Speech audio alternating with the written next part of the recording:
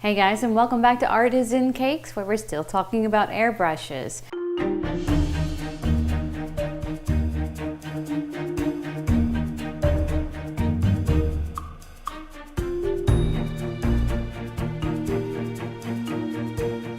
So you've practiced your flow by pressing down and back on dual action airbrushes, or by just pulling straight back on the trigger for a single action.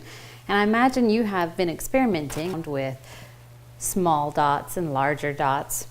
Well, I'm going to show you my favorite trick for just practicing your total airbrush technique, and that's coloring inside the lines of really inexpensive dollar store coloring books.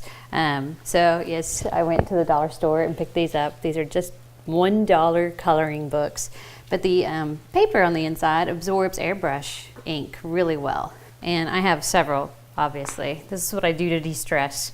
I've pulled out one page and taped it down, and I am now ready to start filling in sections with color. I recommend you do this. Basically get yourself a coloring book, play with the coloring book sheets, pull out your favorites, get some basic 9 colors, and then go to town, filling in those areas.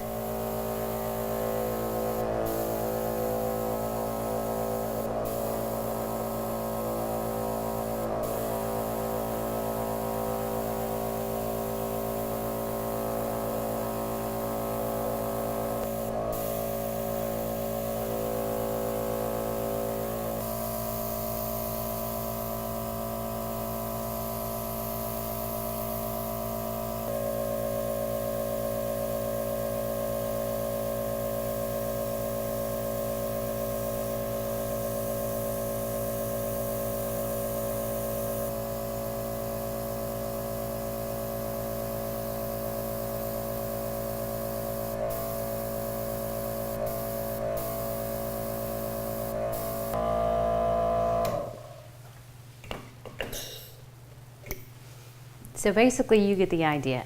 Play with airbrush action. Most of the time it's easier to start and stop if you've got a little bit of movement to your hand before you begin creating stripes and lines.